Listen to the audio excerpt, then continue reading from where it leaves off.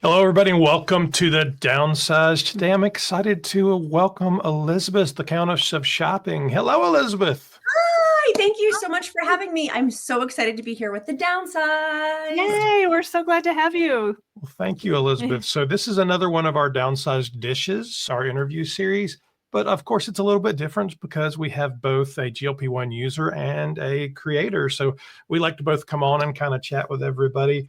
Before we jump into the conversation, we like to do all of the standard stuff. Elizabeth does the same thing as well. We're not doctors, not a doctor, not a doctor. Please talk to your doctor or your prescriber about your health care and make sure that you get the right information for you. Although we have a lot of experience, don't follow us, please. Always check with your healthcare provider before starting any weight loss journey or program. Absolutely. Right? If you haven't already, make sure to like and subscribe both to the Downsized and to the Countess of Shopping. You can wait on Countess until after we're done, but make sure you do. That way you'll get alerted every time either one of us publish, go live, whatever random crazy things we do. So let's jump into it. And let's start with you, Elizabeth. Of course, I know a lot of people know the Countess of Shopping, but tell me the backstory. Tell me your origin story, as they would say on a superhero movie. Sure. Before I dive in, I just had massive laser procedure done. So my face for Ozempic face. So my face looks differently than it normally does. For OG viewers are like, what is up with her face? Lasers to prevent Ozempic face or to help with Nothing it. wrong with that. I am so grateful to be, first and foremost, thank you so much for having me. I'm so humbled what y'all are doing in the GLP-1 community, to be here with you all and to have this conversation. It means a lot. And I'm so appreciative to what y'all are doing. Is everyone hit the subscribe button for the Downsized, because your channel is exceptional and amazing. And you're bringing a different piece to the GLP-1 market that is very much needed. So thank you. Thank you for having me. And thank you for letting me be in your space, because it's a fantastic space to be in. Thank you very much. Yeah. Sure.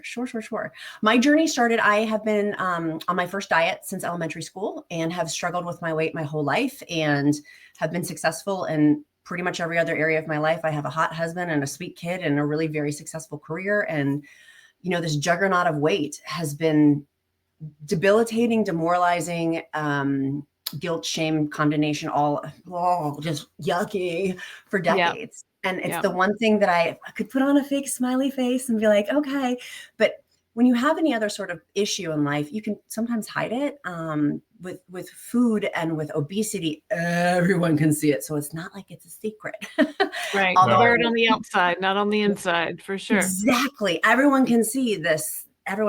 So it's been an ongoing thing in my life. And so I started on the keto and low carb diet and had great success with it. Lost a ton of weight.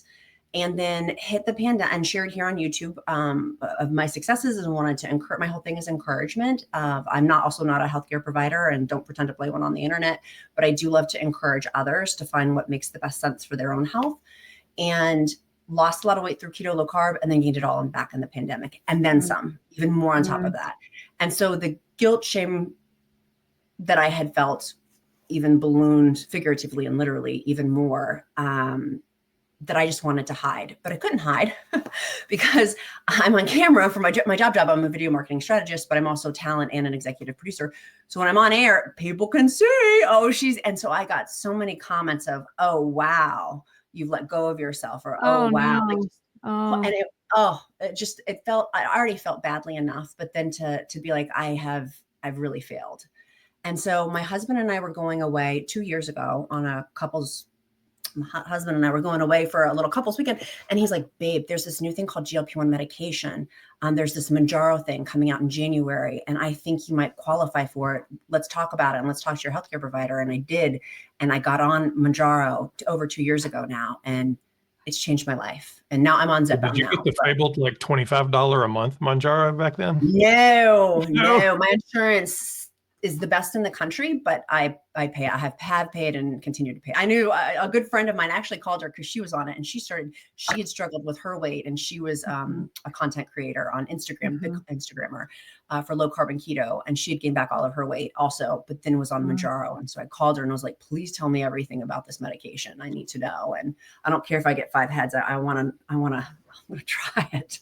Isn't that funny? Yeah. I was like, I'll try it. Like, give me it. I've tried everything up to this point. Why not? Yeah. Inject myself in the stomach every week. Okay.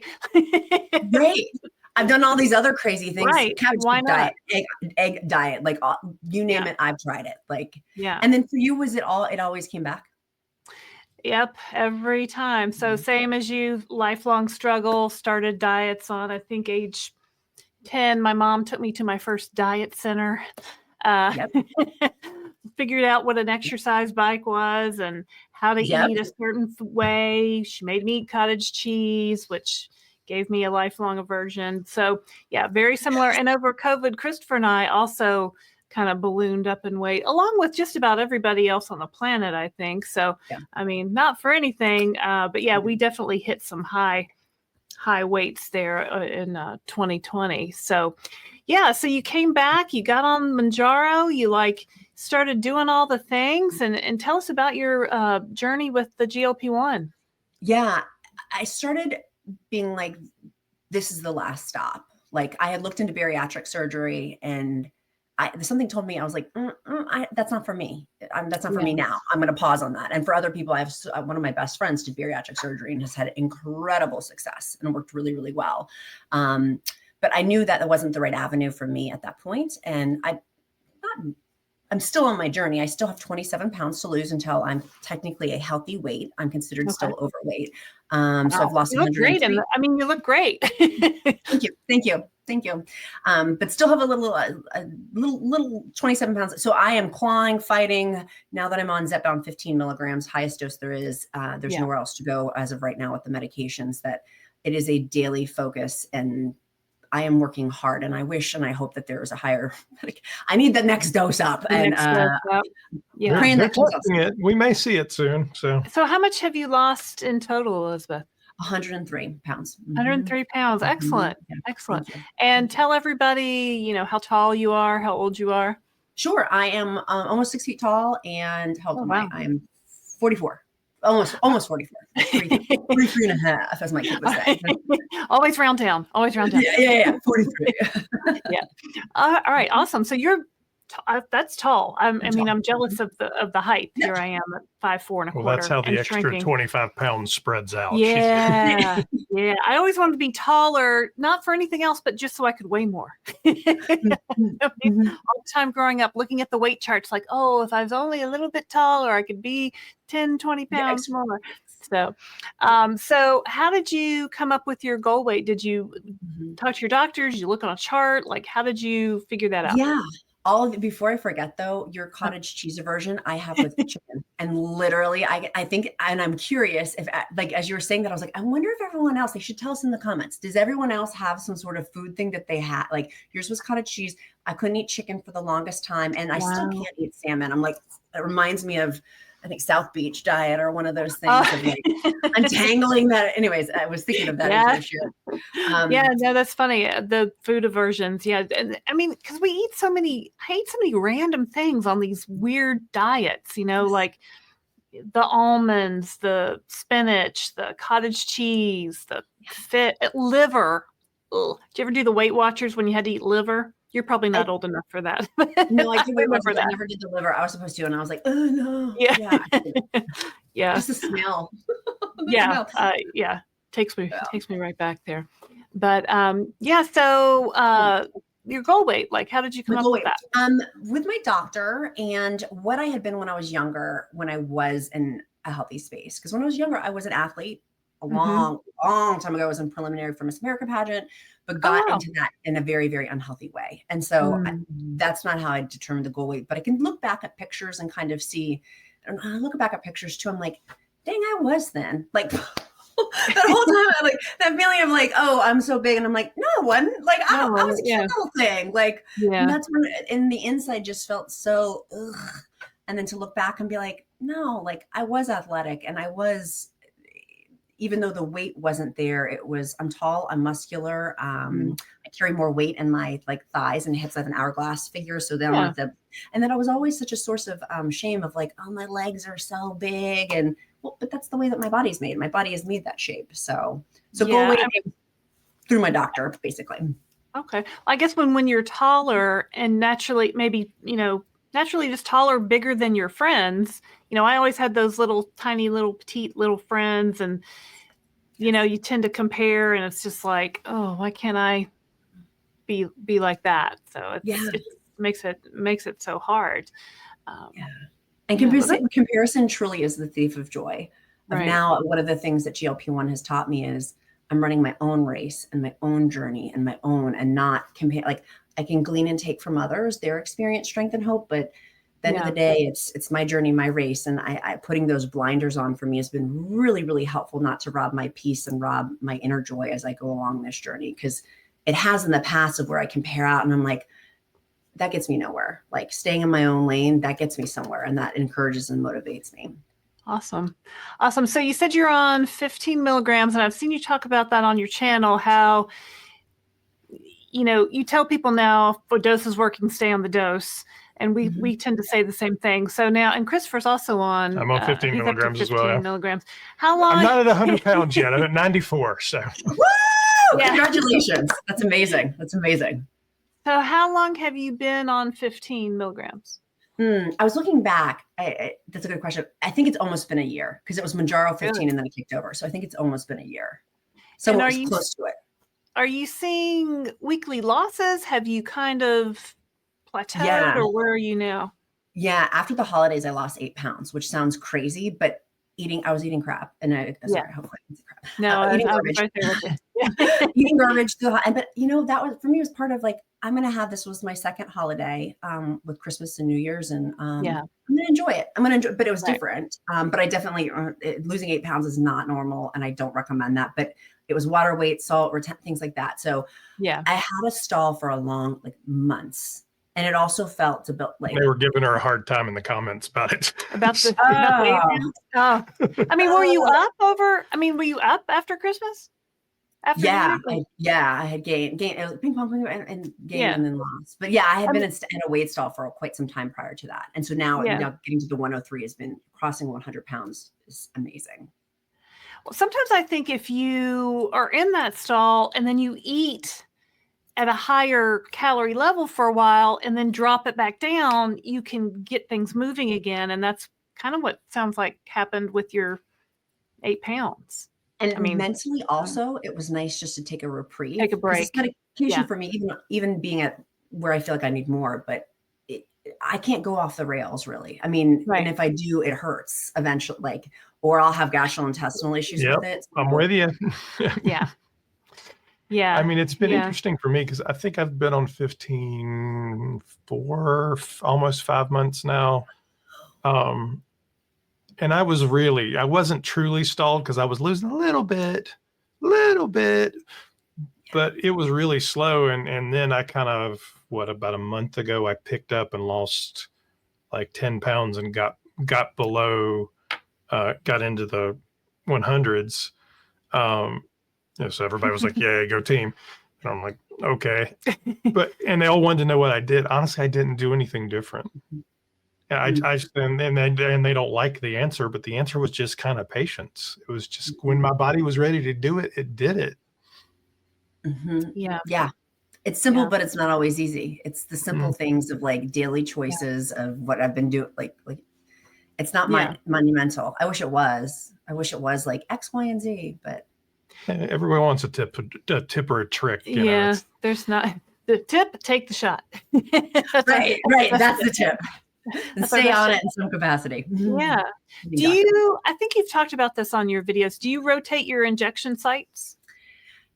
Yes. And that's a great question, because my philosophy even a year ago is different than what it was now. So I loved when I first started just doing my stomach, because I was afraid of doing the other areas. Yeah. And so once I eventually did the back of my arm, which was a long time into the journey, I felt like, there was so many side effects and so much appetite suppression. It was amazing. I'm like, this is fabulous. It was not the side effects part, but not being hungry. Right.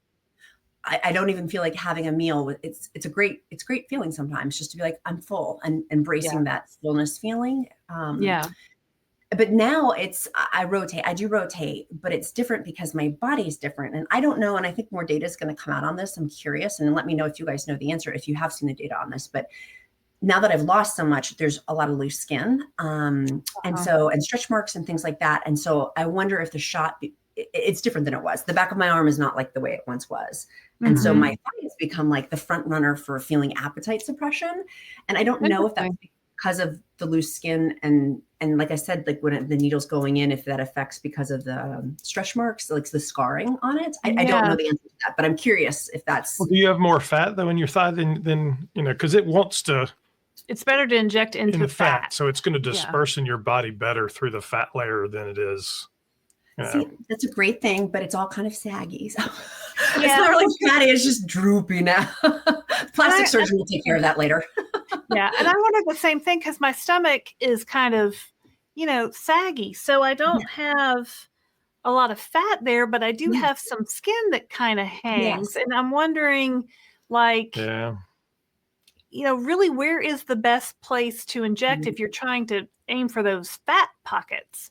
I don't, it's, so that's something I have to figure out. I mean, I've seen, and I'm sure you've seen it too. There's one little tiny Eli Lilly study about shot location. That's like 40 people or something. Yeah. And when you look at it, the percentage difference, there's a little bit of difference, but it's not, it's a basis point. It's not enough to matter. Yeah. Yeah. Yeah. Doctors have assured me as long as I'm getting the shot in, it doesn't matter. But I don't know. Psychologically, I feel like I don't know. It makes me feel better.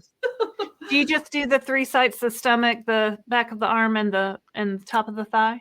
Yes. When I was on compound, it said in the compound literature, because I always go back to my literature and what my doctors and healthcare providers tell me to do. Yes. But in the literature, the healthcare provider said I could do my bottom. And so I was excited to do it on my gluteus maximus. I've seen people doing that. And I haven't come across that. I guess I had a different, maybe provider, different compounding pharmacy. So was that like in the muscly part, in a fat part? Like, I don't know. That husband of mine did it, and I was like, no. Not for me. We're going back to what you like. Not a fan. Yeah, I think I had a birth control shot. Like the doctor said, well, why don't we try the birth control shot? And I'm like, okay. And they're like, oh, it's in your butt. And I'm like, weird. Yeah. Let me get the back of my arm. For sure. So, now that you're in like kind of a holding pattern with the 15, are you finding what you eat makes a difference more than at the beginning? Yes. So as I go through this journey, reframing has been really important for me. The mindset shift, just as much as the body shift, has been equally as important because coming from a not healthy food perspective, I'm not saying relationship with food anymore. My one of my coaches told me I'm not allowed to say that perspective because it's not a relationship, because it's not a human being. My perspective with food was unhealthy. Great point. I'm like, that is a good point. I have relationships with my partner and my kid and a family, but not food is not. It's not that it's important, but that's not that. So having an unhealthy perspective with food and untangling that has been super, super important for me. And so working on that just as much has been like the mindset component of how I see food, and then also working out. So I lift now. I have a lifting coach. That's been really helpful for the muscle mass loss. Yeah. And then also in terms of food, of learning like, okay, so what are the healthy habits then? If not, like what is the healthy habits for all of this? What should I be consuming? What does that look like? What's an average day? So I do on Countess of Shopping YouTube, what I eat in a day, for example, or I have a live streaming show this weekend. We're going to do cooking together of like, okay, so how do we actually implement this? What does that look like on shot day versus day 6 and 7 when I have more appetite suppression? For me, that varies. And so when the appetite does come back, because we're human beings, we're supposed to have an appetite. We're supposed to feel hungry as human beings and not shunning that away. That's been part of this journey for me too, of I need to welcome and embrace when my appetite comes back. What does that look like? And really, what is that? So long answer, but it's really working on the food component of it, and the workout component has been just as important on this journey, because I want this to be sustainable. This is a lifestyle for me. This is not like, I have no intentions of getting off the shot. Like I foresee for me for forever. God, pending right now with the information we have, I don't see getting off the medication. So if I'm on this medication and I'm paying thousands of dollars out of pocket, by golly, I'm going to maximize it. Yeah, no, we agree. We're going to be on this as far as we can see into the future, for sure. Some version of it. I'm hoping Mr. Ricks at Lilly is right and he'll have a pill next year, but that would be awesome for maintenance, wouldn't it? I was thinking this, wouldn't that be great for people on maintenance to have that pill? and I'm going to mispronounce it, Ogly. I have my Or notes up there. Forglipron, I think is what the way he said it. Yeah. Thank you. Yeah. Thank you.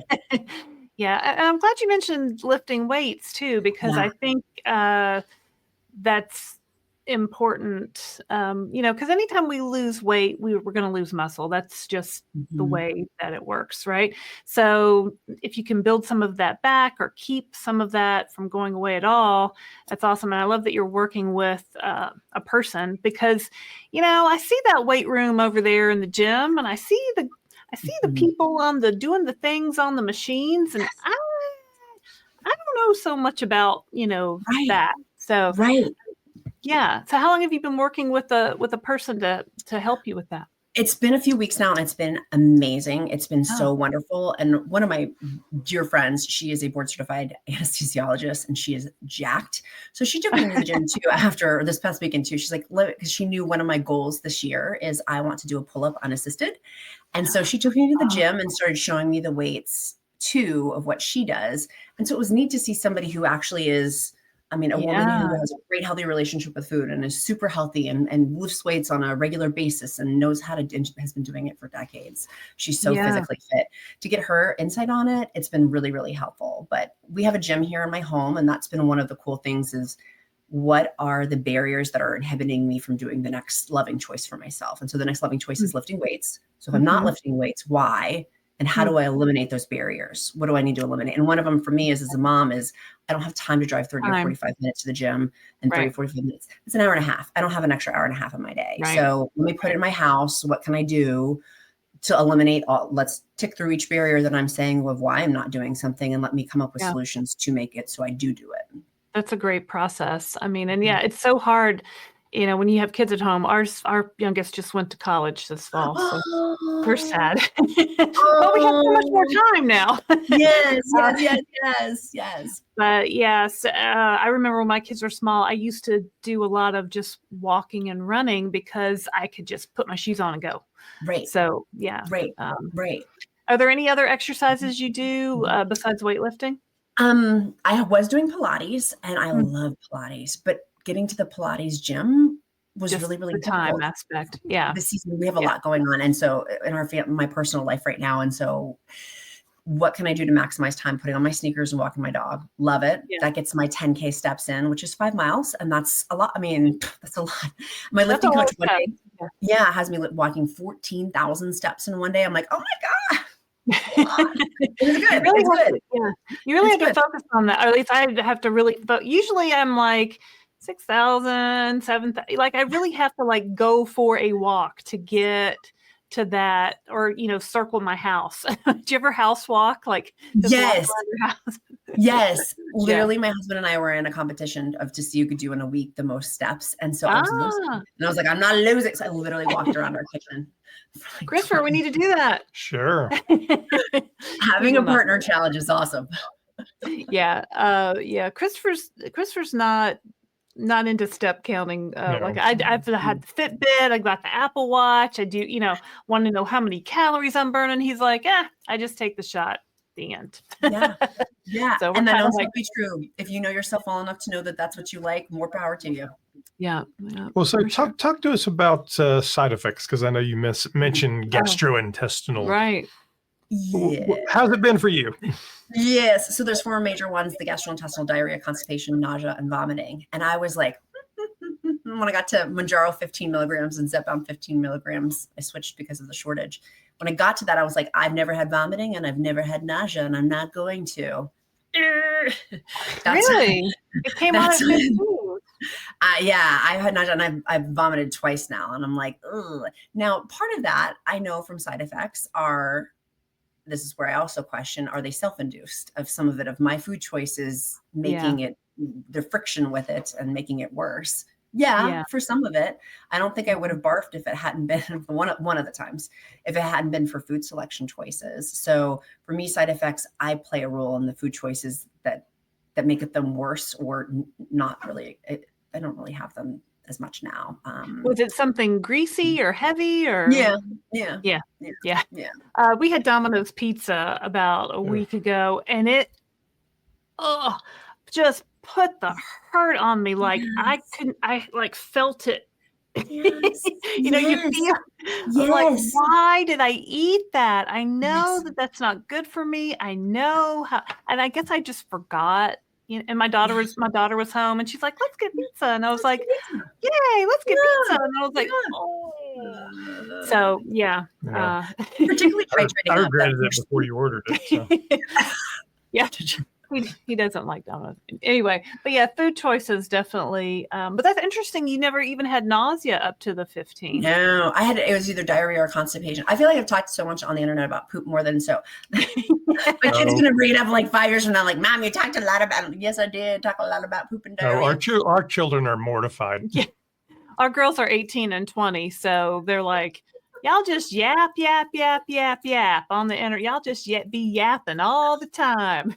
You're saving lives and helping people. Yeah, exactly. So talk to me about the channel and the history. I mean, I know I think your first official date YouTube says was September 21st, 2017. Mm-hmm. That's a long time ago in the internet world. It's a long time ago. How has all this happened and evolved? So I owned one of the top dog walking companies in the nation. My husband and I did, and we had cared for over 8,000 dogs and cats. Been in thousands of people's home here out in the DC area. Someone was on the news for one of the 3-letter agencies. We were probably in their home caring for their animal, and so it was an over $10 million business, and we sold. And so I was like, I'm done, because when you care for cats and dogs, it's a 24/7 job. And so at that point, I had my son.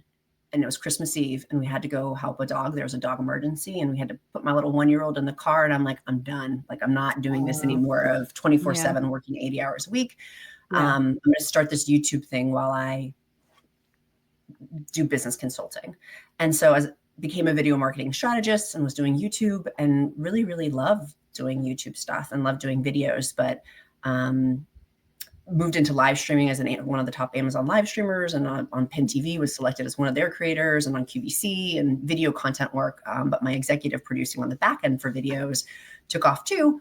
And so it was awesome being able to do it. Like, I would handle celebrity accounts. So seeing celebrities data on YouTube is wild. It's cool. Wild. And Yeah. Loved it, and loved being able to, and on other platforms too, but on YouTube to be able to see their back end data. And I'm a data nerd. I love data. So just naturally progressed along, and I'm grateful we sold the dog walking company so then I could focus in on the second career, which has been fantastic. And so during the pandemic, our live streaming, we had 24/7 channel live streaming on Amazon Live. Wow. Yeah, it was awesome. And we had a whole team, but I had recreated the same business model as I did with dog walking, of having a large team and 24/7 issues. 24/7, and with live streaming, yeah. With live streaming, there's always issues, and there's always technical glitches and things like that. And so I was like, I'm just going to not work with a team moving forward. I'm going to just have my husband and I in our company. And it's been awesome. And so now we do projects, and I fly all over the country. I was just at an Alex Hormozi event with Layla Hormozi and Alex Hormozi. They're big YouTubers. And then work for select clients and select celebrities and luxury brands for video marketing. And that's evolved. How did Countess of Shopping and the various Countess of Low Fat, Countess of Keto, how did that come about? So it was Countess of Low Carb because I wanted an alliteration for like a Countess of something.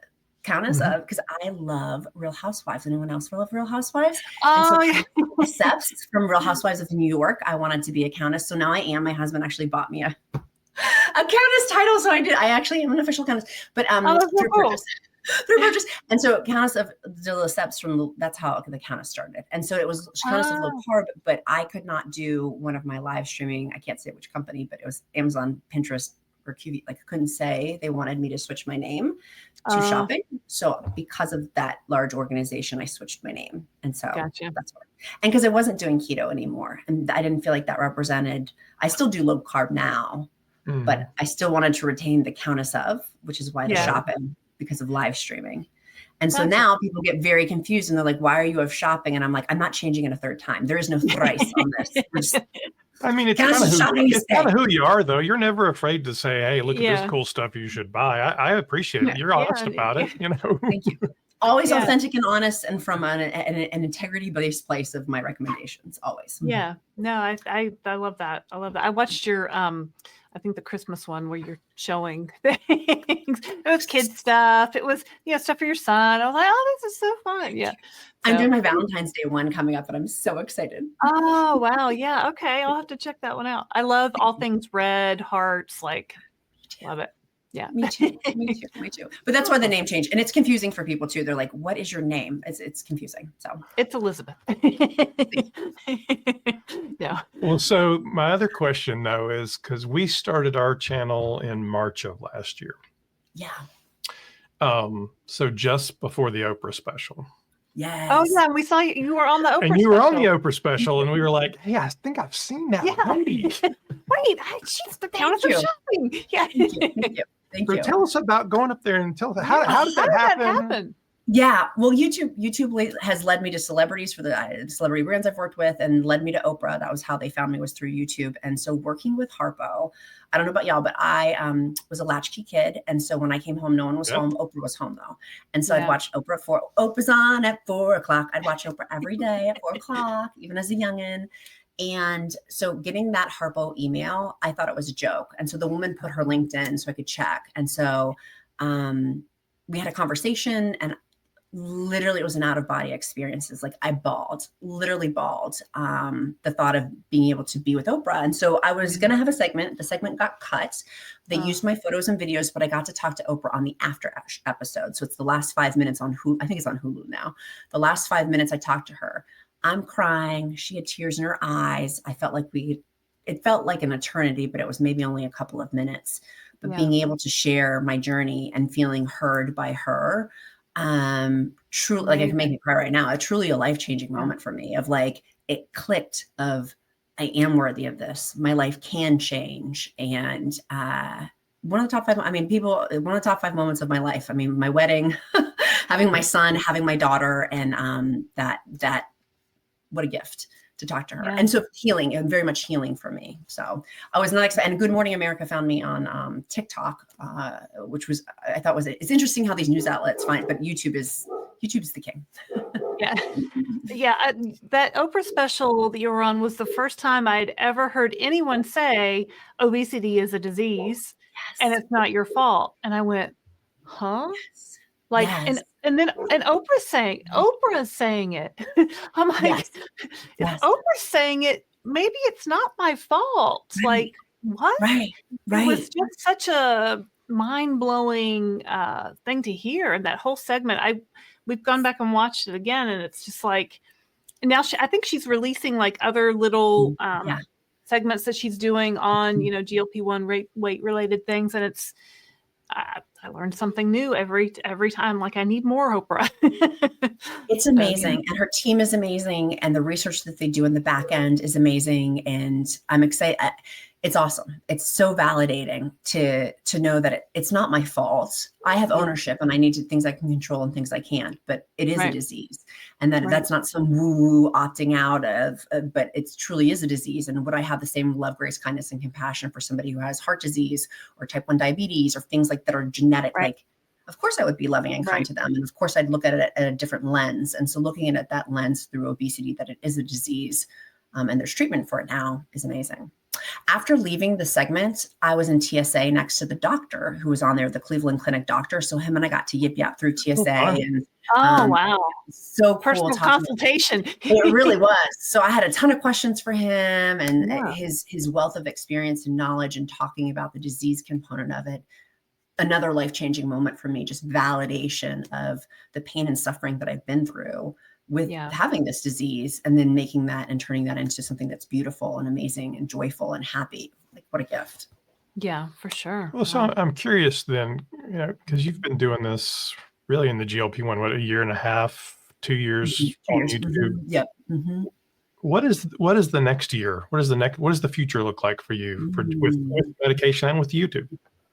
Good question. So that's a good question. That's a good question. I haven't really announced it, so I'll announce it here.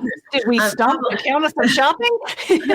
My hot husband will probably come work for the company. And so I have actively been trying to recruit him away from his job to come to my business. And so, like, full-time.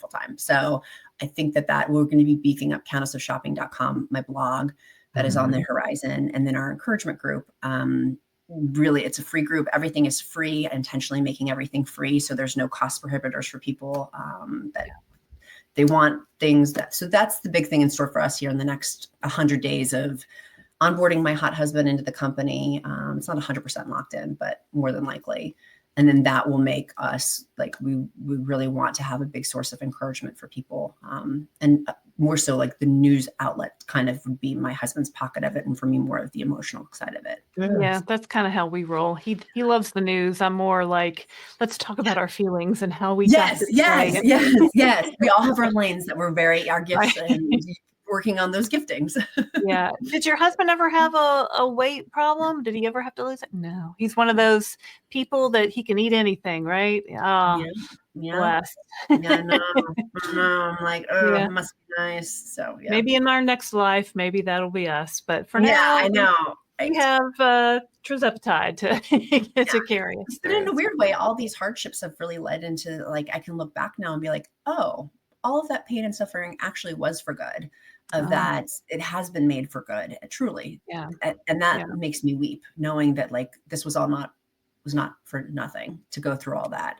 It was to literally going through pain and suffering to help encourage somebody else Well, I think it's so important to tell people about these medications. You know, a lot of people, I don't want to tell anybody. They'll think I'm cheating or whatever. I'm like, I want to tell, and I'm sure you want to tell everyone because they're so life changing. Like, why would I, if I could help somebody, save someone's life, even, just by getting this medication, of course, I would want to do that. So I'm so glad that, you were one of our like, beacons when we first started. We're like, what is Countess of Shopping doing today? Let's see. Let's look at our video today. So I'm humbled. Thank you. Oh, we love your videos. Well, and I'm curious, so because you've been doing this longer than a lot of folks have, right? So certainly the medication. What are the things that now 2 years later you're surprised that you didn't realize at the beginning? That's good. You guys have great questions. I went in thinking it was going to fail like everything else had failed. I had very low I was hopeful, but also in the back of my mind, realistically, it was like, this isn't going to work. And the resolve of, I'm just going to be fat for the rest of my life. And I'm just going to die early. And now knowing like, oh my God, I'm going to live so much longer. I don't have enough money in my retirement account. I need to figure out my reinvestment of our finances for like financial, like I'm going to live another 20 years. We need to restructure our 401ks and things like that. Like I didn't anticipate starting this medication being like, oh, I'm going to need to restructure my whole 401k plan, but I do. I'm going to live longer. And now I'm like, what if I live longer than my husband? That also wasn't like all of these things. Wow. It's changed a lot. It's changed a lot. But so to go back to your, I didn't realize that I also would love fitness as much as I do. To walking my dogs. I very much enjoy it, and moving. Building self-esteem is through esteemable acts. And building confidence is through confidence building acts. So each time I go out for a walk, it's building another layer of evidence that I am physically fit. And so the more evidence stacking I have, the more my life is changing. Of like, I have proof. It's not a concept anymore, or like a thought. It's no, I actually have proof that I walk I almost just said thousands of miles. Put that out there. I walk hundreds of miles in the time frame, the pockets of time frame, but that is helping me on this journey too, of the evidence building for myself of like, oh, I can make healthful meals that taste good and that aren't garbage. Like I can do some of these things that were false limiting beliefs before. Interesting. Yeah, I like that. No, I think that's, so it leads into the next question then. So it's still January or coming up on February, and obviously a lot of people have made resolutions. And as we talked about resolutions, one of the things that we discovered, particularly for Laraine, I'll speak for her and she can tell me I'm wrong, was that the goal she had always had was to lose weight. Yeah, that was always my New Year's resolution. And said, so what's your new goal? And she said, I don't know. I've never had a new goal. That was the goal. I've never So the question for you then is, what's the goal now? Yes. Well, that is the question though, as I think of, as we continue to expand our brains and our hearts and our minds of what is the next level of this? What is the next thing? And so, yeah, I completely agree. For me, it's being a better mom, wife, physically active, health, like all of those spiritual, mental, financial, like all of it, how to be better at those. Because I too had the same thing of, when you take weight off the table, then what is there? And so what am I focusing in on? And what do I want to do? I used to night binge and night snack. When you take that away and there's no night binging and night snacks, what do you do? What do I do at nighttime then? What do I replace that with? I don't know. Like, that was like, I don't know. What am I? So now, like, at nighttime, I've been doing all these different things to come up with new routines. And so now there's this whole new routine that's developed that's not night snacking and not night binging. And so it's going along the lines of New Year's resolutions and all of the going through the holidays and going through these new things of what's the new lifestyle patterns of it. Yeah, that's like when people talk about when they take the food noise away, now they have all this time to think about other things. Right? So like how are you filling that time? How are you making your life better for your family or better for the world, or as the case may be. So yeah, we have so much time now. Yeah, very much so. And so for us, my husband and I, our big thing is we work with animal rescues, and we've raised, I don't know, like almost $10,000 this year for animal rescues and animal charities, and being an animal rescue ambassador for one particular one, and Homeward Trails Animal Rescue. We love them. And nationwide, how it frees up this time to be like, okay, I'm going to go be an ambassador and go raise a lot of money for something I'm super passionate about. And like, that wouldn't have happened if I was still night binging and night snacking. Like, that thought of, let me go do something nice for somebody else, as opposed to being consumed with what's the next meal? What am I going to eat? Where am I going to get it? Where am I going to hide it? Where am I going to hide the packaging after I eat it so my husband doesn't see? Which, by the way, not only did he see, you could see externally. There's no hiding. There's no hiding any of that. I mean, everybody can see that I'm eating. They always know. Did you ever explore, a lot of people talk about their why. Did you ever like explore that? Do you have like a firm why that has guided you? Yeah. My daughter passed. And so I think for me, that's reframed a lot in life. Yeah.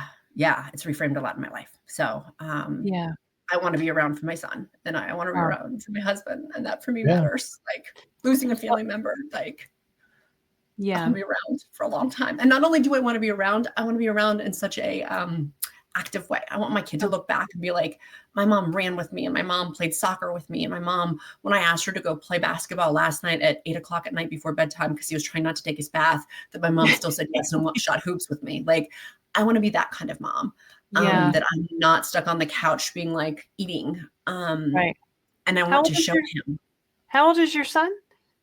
He's 9. He's 9. Oh, wow. So did he see your body changing, and did it even like dawn on him that this was happening? Yeah. One of the kids at school made fun of him and goes, "Your mom's fat." And so he came home and he didn't want to tell me. And I'm so grateful that he did. So then we could have a conversation about it. And so now it's because I have extra free time now. I volunteer in his classroom and things like that. And so I'm grateful to be in the classroom and things like that. That has been one of the other gifts of GLP-1 medication, is I'm much more involved in relationships. And so that for me is important, of showing up and being a good parent. Sorry, I got distracted. My ADD sometimes kicks in where I get distracted. So did he see you losing weight? Did he say what's happening, Mom? He's so sweet. He's like, you don't need, so I was like, babe, I'm going to go get lasers. My face is going to look wonky later on. He's like, you don't need that, Mom. Like, he's always like, you're always beautiful. He's an amazing young man. Oh, so sweet. But I think he's noticed, but he wouldn't say, like, I think that he's well, I mean, one thing that my daughters have said to me, they're 18 and 20, I've lost 50 pounds over the past year. So thank you. Yay. They said, Mom, we never thought you were heavy before. And I'm like, let me show you these pictures. Yeah. And they're like, well, no, but you were never like, we never thought of you that way. Yeah. So I thought, wow, that's kind of mind-blowing, that I've always seen myself as so heavy, but my children, it didn't really matter to them, or it wasn't something they thought about. And I'm glad that they didn't have to think about it. So, and now they're like, they're on their own journeys, and they're like, you know. So it's nice to have that support from them as they get older also. Yeah. That's interesting that they said that. That's fascinating. One of my biggest fears was I don't want to pass along my disordered eating to my son. Like I did not want that to be my legacy. Out of all the things I've had, like, please don't let him have this unhealthy perspective with food. And well, thankfully, they saw me running half marathons, running triathlons, like constantly like trying to out exercise my eating. And, you know, to the point of where they kind of went the other way and said, well, if she can't, you know, if she can't get to where she wants to be, like, you know, and so they've always seen me exercising and so trying so really hard. And I always tried to keep that separate from them, but it bled. I mean, it did bleed over, you know, we're to the point of where I'm like, no ice cream in the house, no chips in the house, no cookies in the house. So what do they do when they go out with their friends? They eat chips, ice cream, and cookies. Right. And so it was kind of like getting back to a balance of, you know, how do we have a healthy household? It's just it's really hard to get that balance. So the first time we went out for ice cream, my kid was like, "You're gonna eat ice cream?" And I'm like, "Yeah, have some ice cream." And I just got a little small piece, and I enjoyed it and savored it. And having him see me enjoy a treat, that was a foreign concept for him, and that's because of Joe. Wow. I could stop and be like, "Oh, I didn't eat the whole thing because I got full." But like, what a novel concept! You don't have to like all it in. Yeah, exactly. Well, so you know, are always unafraid to be honest, which I appreciate it. And that honesty has pretty often, you've talked about your health and various health issues that you have. Talked to me about how the medication and the weight loss has impacted you and how that's been. Yeah, my blood panels are awesome, which blows my mind because they were always gnarly. So when the doctor is like, "These are good," I'm like, "Really?" And like, I have a telehealth. I work with Joint Fridays, love them, worked with them since 2023. But my primary care doctor, I wanted to have a physical directly with her. And so going in, she's like, didn't even recognize me.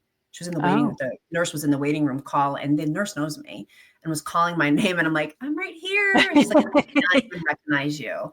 And so that it's so small, I didn't even see you. I know. Like, are you saying I look skinny then? Is that what you're but in terms of my health and like my blood panels are awesome. And my medication has gone down for some of the other medications I'm on. They have reduced, and I may be off of one of them. I go back and they're going to recheck and maybe completely off one of them, which blows my mind. Like that. It's same with, I mean, my blood pressure and cholesterol meds are both gone now. Yeah. Like that's huge. That's amazing. That's fantastic. And then I'm an economist daughter, the cost savings benefit analysis. I'm like, let's pencil in how much money that would have been for those prescriptions over the next X number of years. And the time to go refill them, the time investment of like time for me is more an important resource than money. And so the time component of like getting that filled or getting it shipped and like, it's a game changer. So sure. And I mean, I see it in the groups all the time and people are like, "I'm getting a little dizzy." I'm like, "Go get your blood pressure checked." Yeah. Yes. Because that may well be what it is. Not a doctor, but go talk to yours. Yeah. Exactly. Yeah.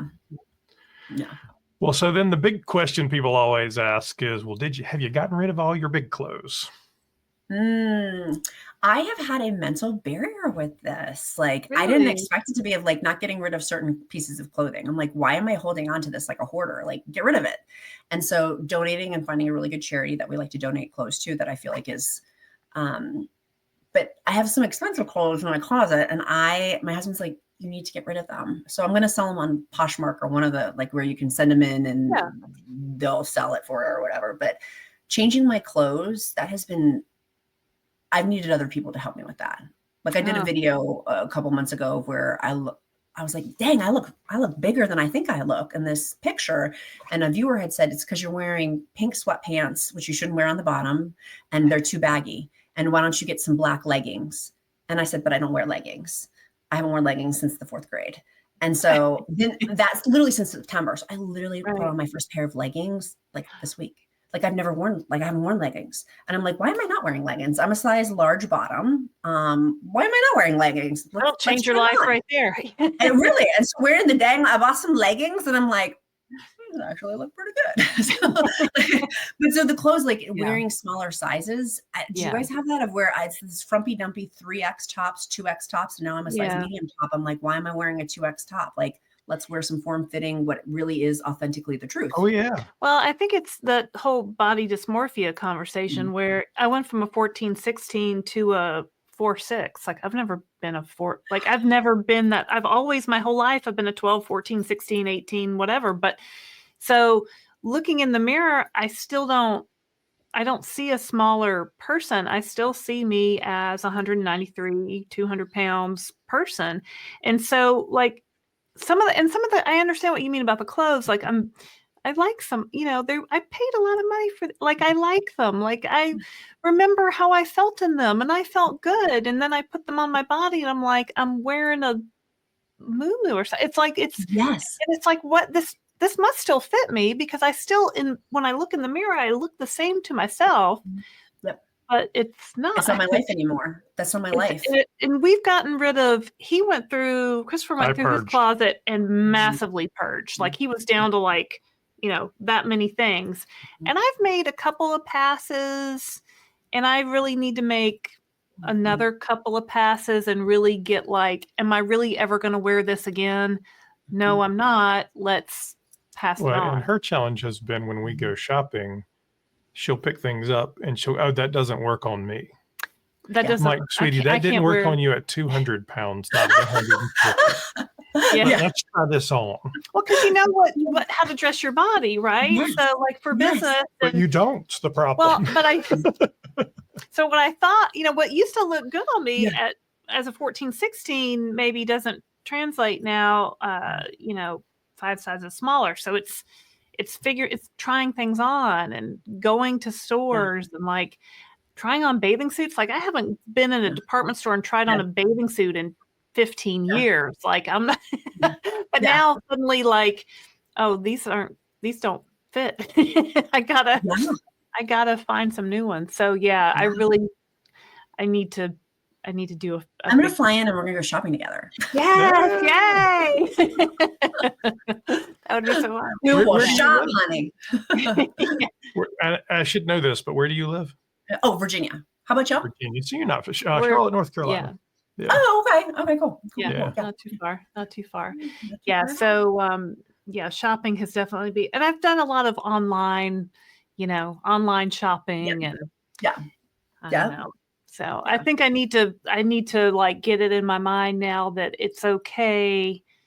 I'm where I want to be now. So it's okay to buy some new things, right? It's okay to spend that money and maybe get a little bit nicer things because now I'm going to keep them for a while, hopefully forever. So right. The hard a new winter coat. Like that was so weird for me this year of like, I need a new winter coat. It looks like a big blanket. Like, what am I doing? Like, I made her throw a couple of them away because I'm like, that's a tent. What are you wearing? I have this one that it zips up and it has a hood with the fur, like the puffy. And it used to be tight. Like I used to not even be able to zip it up. And then I could zip it up, but it was like I was busting out of it. And now it's like I can pull it out. And he's like, get rid of this coat. I'm like, but it's the only coat I have. Like, right. It's not the only coat in the world. I don't know. I hate to spend the money on it. You know what I mean? Like, I don't need to do that right this minute. And he's like, please, for the love of God, buy a new winter coat. I'm like, all right.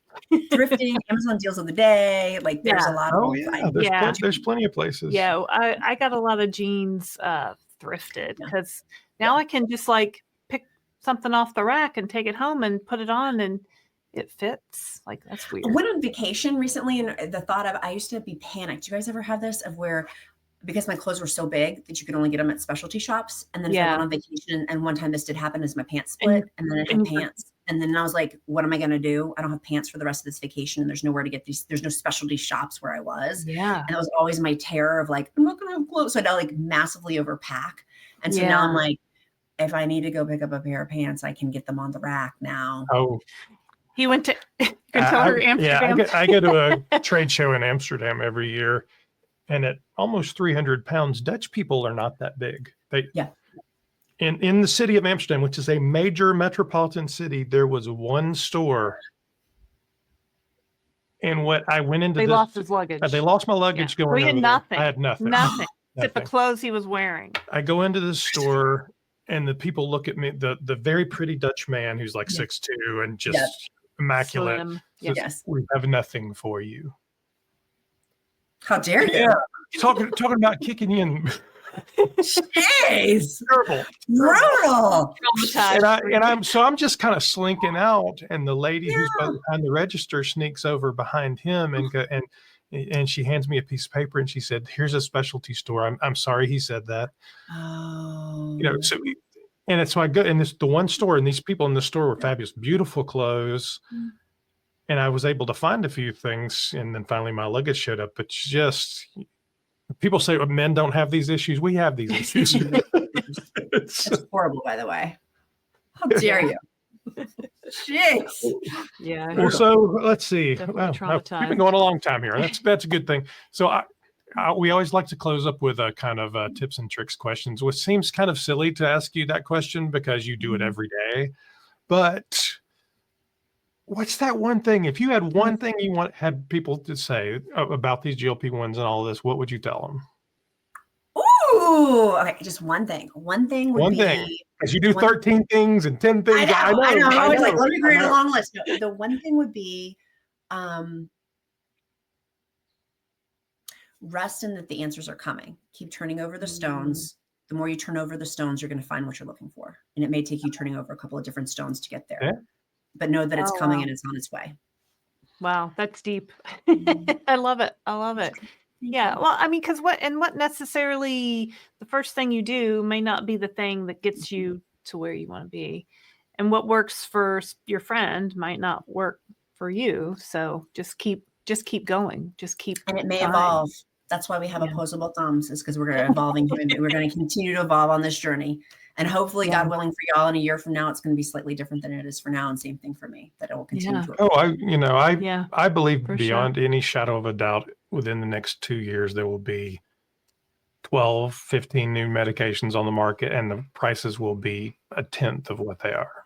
We hope. And whether I'm right or not, I don't know. We're going to will it. We're going to speak play this clip back at that time frame. Let's play this clip back. Yeah, exactly. Thank you so much for having me. Y'all are incredible folks. And I'm so grateful to be here and humbled to be with you guys. So thank you so much for allowing me to be on your show. This was fantastic. Thank you for joining us. And if you haven't, go to Countess's shop and go to Elizabeth's channel. Subscribe, hit the bell so it alerts you every time they ring. And maybe we'll be back again to chat with Elizabeth another time in the future. In the meantime, we're the Downsized. If you haven't subscribed to our channel, please do that as well. Yep. I'm Christopher Durham. I'm Laraine Durham. And thank you very much. Thank you. Thanks, Elizabeth. Thank you. Bye.